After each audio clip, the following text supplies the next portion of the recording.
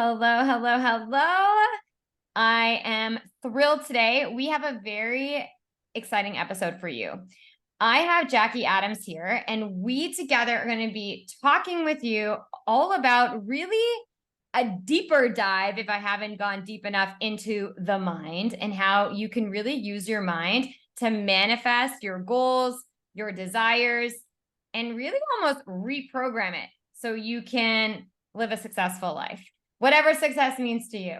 So, Jackie, thank you for joining me today. Thanks for having me. You're Good to so be here. welcome. I'm so happy that you're here. So, a little bit before we go into this, I'm going to share a little bit about you, Jackie, with the listeners, since this is the first time hearing you. So, Jackie Adams helps women heal trauma and eliminate stress on the subconscious level in order to amplify their business growth and expansion with an integrated approach combining hypnosis, breathwork, and energy healing. How cool is that? I've not had anyone talk about hypnosis.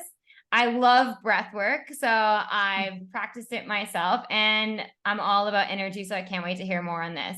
Thank you again for being here. Yeah, I'm excited to All talk right. about it. Let's dive into this a little bit. I'd love for you, Jackie, to share with the listeners today a little bit about your journey. So, you and I, so the listeners know here, Jackie and I are both speakers at an upcoming summit, which I've mentioned a few times, in March, Women's Thrive Summit. And so we're also getting to know each other a little bit here. So I'd love for you, Jackie, to just share a bit on your journey and why is it that you're so passionate about the mind, about the subconscious? What got you here?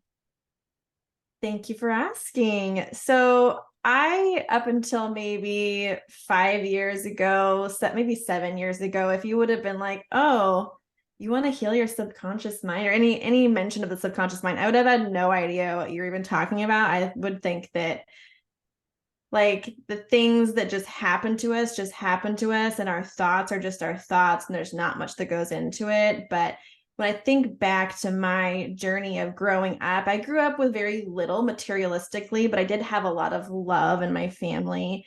And I just really had this scarcity lack mindset that integrated itself so deeply into my neurologic system, my subconscious mind, my emotional system, that it really impacted me for years to come. I became like a chronic overachiever. I was always scared of losing what I had. I just clung on to money, thought that I was going to lose it. And so I manifested losing money all the time.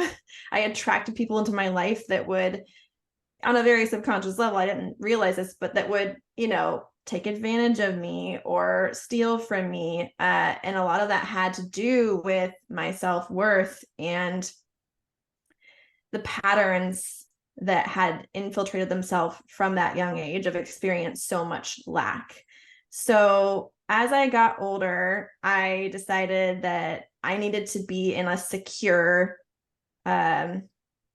occupation that made money securely. The job security was great. And so I went into nursing because I also wanted to nurture. I also wanted to help people, which I don't regret going into nursing. It's served me well in my life. However, it's a very grueling job. And over time, there's only so much that you can achieve. And being that I am such a high achiever and know how much I can accomplish, there is a cap with nursing. So I got into a marriage that was, I would say, not so healthy. I had some kids, I had 2 children, and started to realize that I wanted more. I didn't want to have to work so hard and give so much of myself to just continually be in these patterns of lack and scarcity, because no matter how much I achieved, it was either all taken away from me or I could never get what I wanted to be happy and have what I needed. It was like I was constantly living off of credit cards. And, it's like I would spend my whole paycheck in 5 days and then the other, week and a half, I'd have to go into credit cards. And it's just like, why am I working so hard for this? It was awful. So I started to do some research online about how I could make more money, and discovered that becoming an entrepreneur would really be the best way. And that sounded really scary to me, because being an entrepreneur really meant that there's a risk involved. You can put yourself out there and you could never get anything from it. You could lose everything. And I was like, that doesn't align with my core values of being safe. Our brains just want to be safe. But I decided that the alternative was just to continue on in the mindset and the patterns that I had been continuously attracting. So I decided to kind of go for it. And it did take me like a few businesses, because it's like I'd put myself out there a little bit, then I'd get scared and I go back in my shell, because it's like I revert to these patterns. And it wasn't until I really started to learn, like as part of my personal development along with entrepreneurship, because they go hand in hand so much, I discovered like how important rewiring your subconscious mind is. And what that means is like these patterns, habits, stories that we've told ourselves and have been imprinted on ourselves from the time we were born, all through our lives, especially from childhood though. That's how we end up navigating the world. And so are you familiar with Tony Robbins and his work? Yeah. So I've been to Tony Robbins a lot. I walked on fire 7 times. I've volunteered at his events, and I did all of that through healing my subconscious mind and the stories that had been there forever.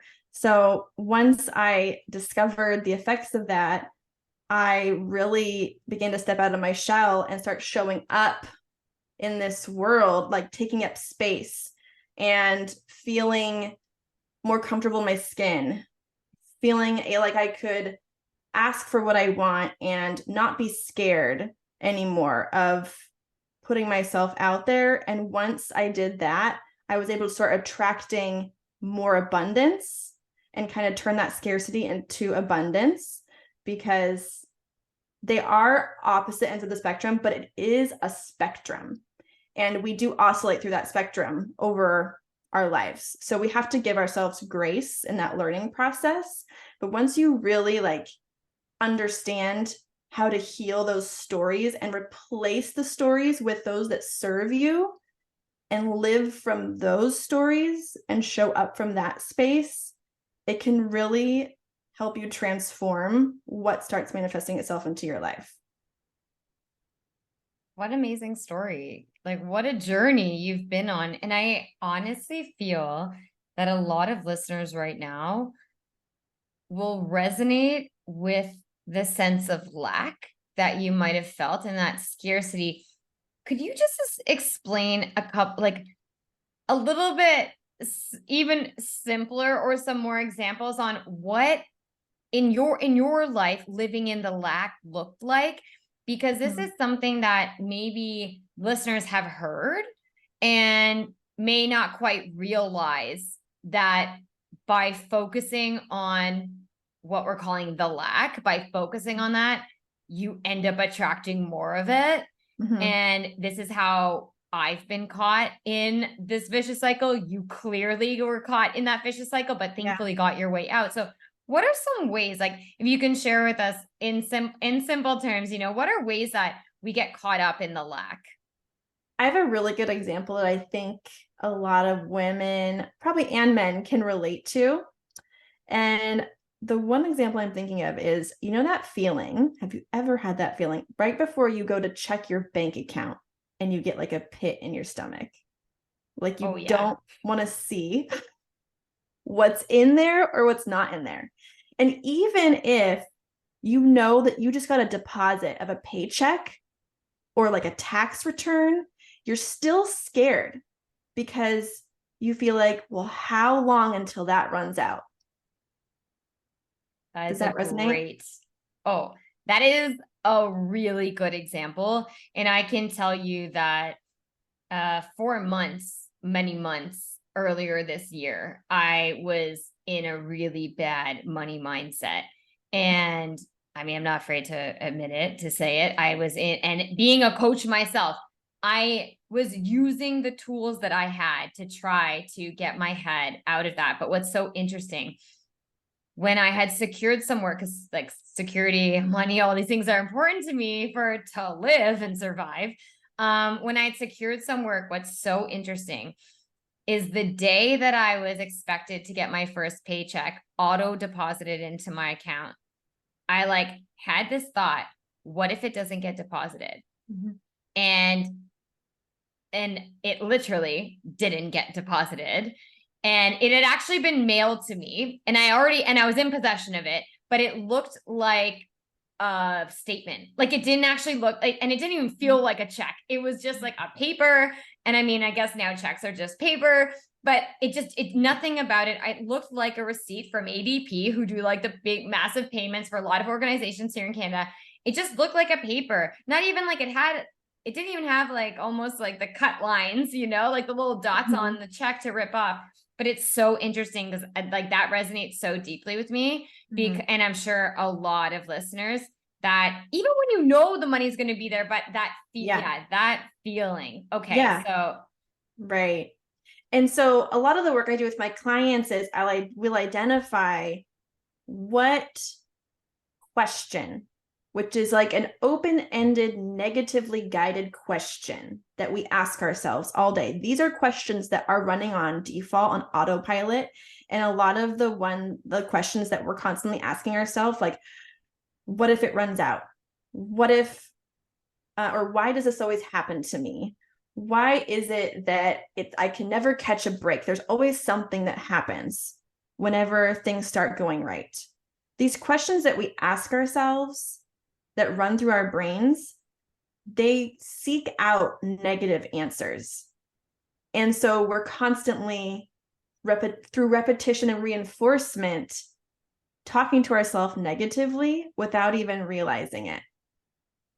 So part of that lack mindset that's just been ingrained in us from things that have happened years in the past that aren't even happening anymore are transferable through practices and tools such as, I use hypnosis, I use breath work, I use energy healing.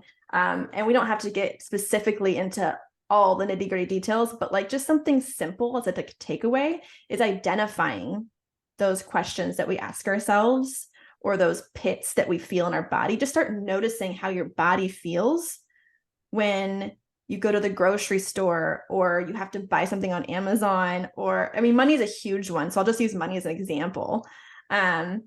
But what if, because I mean, a lot of those programs are serving us really well that we have, but there's also programs that are not serving us. So the programs that are not serving us in terms of lack may be that you're looking at what you have and what you don't have and feeling that pit and feeling scared and feeling like it's never going to be enough. So what if you could change that question in that moment and not allow yourself to go into that deeply, or just recognize it?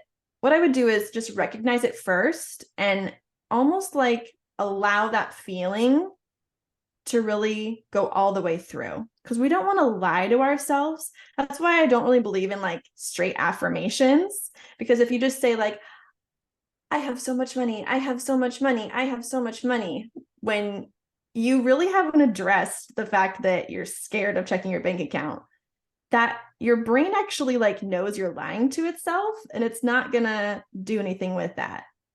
But if you allow yourself to really feel all the way into that emotion, into that fear, and validate yourself, it's almost like you're validating your inner child, which we have an inner child. I'm sure you know this, believe this, and use this in your practice. We have inner children within ourselves from every single age, from birth until yesterday, an imprint of our past. So if we can validate that and then speak to ourselves kindly and just kind of suggest, like, what if it is enough? what if it's more than enough? Just get curious. Like, what if in the future I could have everything I want or something better? Like, just get curious and start opening yourself up to possibilities.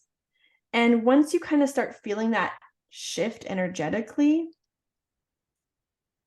I think that's the time that you can start asking yourself, okay, am I ready to open up my statement or check my bank account from a space of abundance, from a space of knowing that there is more than enough available to me out there? Start seeking out abundance, looking around you and just saying, what is abundant? Where is there evidence of abundance? There's an abundance of air in this room, abundance of trees in the forest.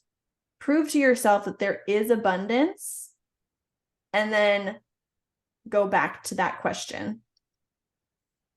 That's so helpful. I think that that is something that we don't naturally do. And when we get so caught up in what we don't have, and I love this topic of money. I think it's so relevant, and so many people will resonate with this or have felt this at some point in their life, if not feeling it right now. And it's hard to break that. Like, it's hard to get out of that. Something that myself, and I agree with you that me writing out the funds are always there. Like, if I just write it, like, of course, through repetition but a lot of other factors too, beyond just writing that, to practice having, right? To practice being grateful for what you have, or even just thankful for the things that you have. I think these shifts, like, we have to be kind, we have to be kind to ourselves in this, and get curious as well, like have a curious mind. Something that was interesting when I was going through some of these very intrusive thoughts around money and my state of finances at the time, I did a little quick call with a coach of mine, and she has like, okay, let's for a moment go to worst case scenario. She's like, let's go there. And, sometimes in our mind, naturally, I know, like, my best friend, she thinks worst case scenarios all the time, like extreme case, like extreme. Yeah. But what was so interesting, because I'm naturally not someone that goes there. So I don't go to worst case scenarios every day. I mean, sure, with the money thing, it was causing some stress and anxiety. And I was thinking bad things would happen, but she's like, let's just go there for a moment. Mm-hmm. So as I started to go down this hole, I was like, okay, well, what would happen? Well, I wouldn't be able to pay my rent. She's like, okay, well, then what? And I'm like, well, I'd have to like find the money somewhere. And she's like, okay, like, and then what? Like, and I'm like, well, I'd have to ask my parents for money. And it's interesting. This is like a very deep rooted thing in me, where I graduated university, I had no debt, and I never asked my parents for anything. My parents are very giving people, very loving. They're always like, oh, here's $50, go buy some Easter treats, or like, like they'll like, little things, like they're very giving. But for me, asking my parents for money was like rock bottom. Like, if I had to ask them for money, like, it was like and it's so crazy because so many people would so easily ask their parents for money. But I was like, no, I'm 38. I got myself into this mess. I'm getting myself out of it. Like, this is my independent, like, value, like, it's all so fascinating on how the mind works, and how something that could be so challenging for me to do, yet but again, so she had me go through this. So then she's like, okay, so you asked your parents for money. And then I'm like, well, yeah, then I feel a lot of like shame and like all these other things, which are really the reasons that are making it so challenging. But again, at the end of that conversation with her, I was like, okay, well, firstly, I have no reason. I've never not paid my rent. I've never not made it work. I've never had to ask my parents for rent money since moving out. and I've been living on my own for a long time. And so it's just so interesting. The more curious that you get, this is like, again, using our subconscious mind to really set us up for success. Like, find proof. Like, is there proof? This is the other thing. We're so easy to believe our mind. We're so easy to believe what it tells us. But like, is there actual proof of it? And when I started to get curious on that, yeah, I saw right away, like, there was no proof. Like, there was, because I've never missed a rent payment in my life. And I've never borrowed money from anyone to do it. So it just is like, it's also interesting how things just stem back on our beliefs. I'd love to learn though, because I'm not familiar with hypnosis work. Can we talk a little on that? I'd love to know, like, when you're working with your clients, what does hypnosis do? What's entailed in it? And how does it help identify or work through limiting beliefs and self-doubt that might creep up for clients and for listeners? Yeah. Well, first of all, thank you for sharing that story. I think that's one that a lot of people could relate to as well, that, sometimes the worst case scenario really isn't even that bad, or something that we couldn't figure out or navigate. So I appreciate you sharing that.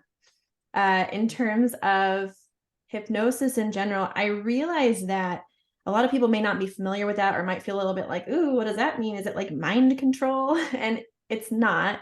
So I want to just, for people who are unfamiliar with it, I'd like you to just compare it or think of it as a guided meditation. Because really, when you're in that space of meditation or prayer, these might be words or states that maybe you feel more aligned with, or your audience might feel more familiar with. They're states where you're connected to the divine, the fifth dimension, the universe, or just even like love or yourself, nature. You choose what you're feeling connected to. I think we've all probably had experiences where we feel just this connection to something we can't explain, and we feel expanded. And what it is just our own interpretation, our own spiritual truth is how we feel that feeling and what we feel connected to. And when we go into that space, we are able to get to those beliefs that are deeply rooted in us, those habits, those patterns, the stories that we've told ourselves for years that may have been holding us back from achieving what it is that we want. And we can really guide our way into all of those and kind of reprogram them to align with your new upgraded beliefs that you want to feel about yourself, that are in alignment with your truth, your goals, your future, your highest self. So that is like a really long way of explaining that all we really do in hypnosis is I talk to you. So, I mean, I do my sessions usually on Zoom, and what I do is I talk to whoever, my client, and they tell me what it is that they're feeling, what's been holding them back, just the symptom. And often the thing that they come to me for, there's always something behind that, because the symptom is not the problem all the time. Like when someone says, I need to just lose 20 pounds. I don't know why I can't lose 20 pounds. Or I don't know why I can't make the money I need to in my business, or I don't know why my relationship with my mom is so terrible. All these things, often we just need to go a little deeper. So I talk to people at the beginning. I find out a little bit more about them. I use their language, their spiritual truth, because I need to work within your value system. I can't just make up something and like imprint it in your mind. You're going to reject it. Your mind is smarter than that. I mean, when I'm talking with someone, I'm just kind of relaxing them, and they're going into like a meditative or prayer-like state, and they're fully aware of what I'm saying. Most of the time people are like, I wasn't even in hypnosis. What are you talking about? But really all it is it kind of just eliminates the filters through which our mind is there's constant chatter in our mind that tries to rationalize everything. So it just kind of removes that so that I can speak to those deeply rooted patterns that are there and rework them so that when you emerge, you naturally will start aligning your actions and your thoughts and your words with these new beliefs that you chose to have. But when you're just thinking about these beliefs that you want to have about yourself that would align you with your goals, it's so hard because you can't just consciously think your way into success. Otherwise, you would have done it by now. So I don't know if you know this, maybe some people already do know this on this episode, but only 5% of the thoughts we have in our mind are conscious thoughts that we are actively thinking. 95% of what drives us is subconscious, from the minute that we wake up in the morning all the way to when we go to bed, and even in the middle of the night. Our subconscious programs are running the show. We don't even think about getting up and brushing our teeth, and you're making like thousands of micro decisions every single day, and those micro decisions that you're making are all based on the programs that are there. So what if we could just talk through while you're in this state of relaxation, and then have you emerge and be able to make those micro decisions in more alignment with your new goals?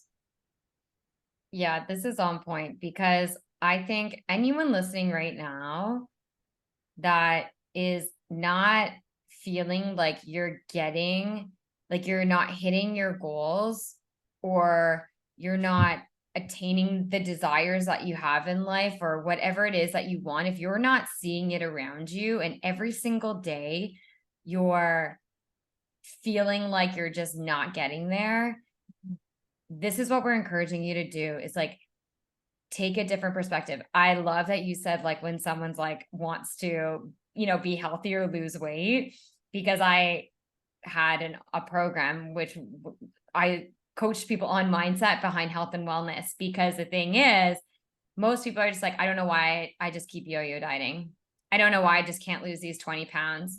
It has nothing to do with you losing the 20 pounds. It has everything to do with what you're telling yourself. And if you feel worthy, it's not even the 20 pounds. It's just your, worthiness towards it, and the way that you're speaking to yourself. And that's so important. So today, like, as this is coming to a close here, it's just, we want to remind you that if you're not attaining the success that you want, whatever success means to you, if you're not attaining that, get curious. Like, actually look from within for a moment. Stop trying to find it outside of you. Stop trying to find other reasons or, excuses or whatever it is. Like, tap inside of you and think about how you're speaking to yourself. Think about the thoughts, and you might even just say, okay, today I'm just going to kind of be aware.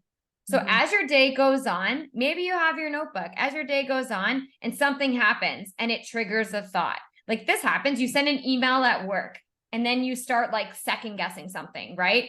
Or maybe you're texting with a potential partner, new person in your life, and you message them, and then you're going back and rereading it because you're like, oh my God, did that sound dumb? Like, oh my gosh, they haven't responded. Oh, they think that this, it's like, these are things to become aware of. And this is how, when you start to understand the implications your thoughts have on your life, then you can start to better learn to control them. So before we wrap this up, I'd love to know from you, Jackie, if there's anything like a takeaway for everyone. So to help them really start to, tap into their mind here, what is something you recommend that they could do or try out that will help them get into better alignment, so that, they're at least trying to achieve their goals and getting their mind in the right place? Yeah, that's a great question. So the best thing that someone can do is self-hypnosis. And that's something that I teach all my clients. But essentially what it is just guiding yourself into like a meditative state, and then having like a pre-thought out like affirmation for yourself that you want to believe, and just really like repeat that to yourself in that state. And the best times of the day to do this is the last like 10 minutes before you go to sleep at night, and the first 10 minutes when you wake up in the morning. So the screen, like when we go into our screen, and a lot of us have the habit, I've never done this, of course, I'm sure you've never done this, just scanning Instagram first thing in the morning or right before bed. I That's used to, yes, no more, right. but I know, exactly. I'm definitely a victim to that. Yes, but a lot of us have done that or are still doing that. And what that does is you are in hypnosis when you are staring at a screen. You're in like a level 1 hypnosis. What it's doing is it's programming your mind with whatever you're seeing. And when you don't have control of what you're looking at, what you're putting into your brain, you're very like susceptible and vulnerable to these subliminal messages that are coming up. A lot of fear-based, fear-mongering news, scarcity tactics, marketing tactics, and that's all going into your brain, and you're even more susceptible to it at those time frames. So I think the best strategy for anyone is to put their phone down like an hour before they go to bed, or even like 30 minutes or even 10 minutes, whatever you can do, whatever is reasonable for you, and allow that last like 10-15 minutes before you go to sleep at night to be only filled with visions. So like visualizing your future self, your future goals, being grateful for what you have, or just repeating some affirmations to yourself from a state of abundance, and allowing yourself to go to sleep at night with that being the last thing that you've put into your mind. And then again, first thing in the morning, doing that same practice before you look at your phone or a screen. So good. I love this. And both of those things are things that I put into practice. I definitely was an Instagram scroller for sure, just not even thinking about it. Like just open your phone, you just hit Instagram right away. Same. But now I don't even touch my phone, only goes off for my alarm. But now actually in the last month, a little month and a bit, I've been doing like a 5-minute mindfulness meditation on gratitude. So it like wakes me up. Like I'll put it on right as soon as I wake up. That's the only thing I'll go to in my phone. And my phone's on sleep, so I don't see any notifications. I don't want to see anything. And then before going to bed, I'll either put on like a sleep meditation or sleep music or something, because I need to shut, my brain just is always going. So I need to shut it off. I find it so helpful, especially to like have good sleeps. And then one final thing, because we look at our phone so much, I put affirmations on my phone.